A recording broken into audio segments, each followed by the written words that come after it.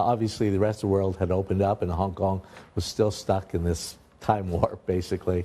And it was not Hong Kong, because Hong Kong always led the world in everything, and now we're followers. But it's really good news. This government has really moved very quickly in the last 6 months. They've only been in power for 6 months, and things are really starting to open up. People are really starting to have a better feel-good factors, and a lot of people that have left the city because, as you just mentioned, because of the restrictions, are now coming back to Hong Kong. Businesses are moving back to Hong Kong, and that's a very, very good sign. I mean, I get calls all the time from people who have gone abroad, and it's not really what they thought.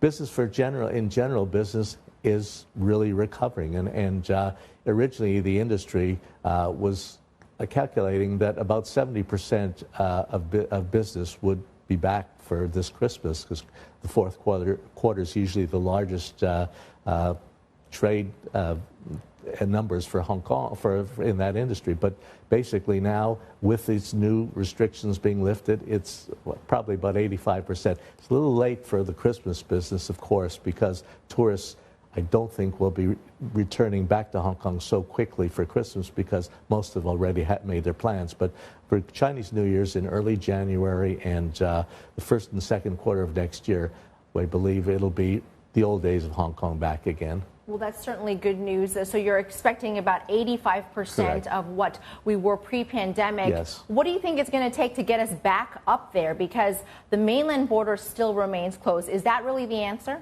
Well, I think mainland, of course, there's rumors coming out of mainland that by Chinese New Year's, some of the restrictions at the border will be lifted. They've already started to open lights at airports and the cross-border traffic areas, boundaries. And so I think that basically we're looking forward to the border finally reopening. I know John Lee, the chief executive of Hong Kong, is negotiating fiercely with the government in China, and I think that we should have some good news. People have not seen their families for 3 years. Businessmen have not been able to visit their factories. You know, all these restrictions.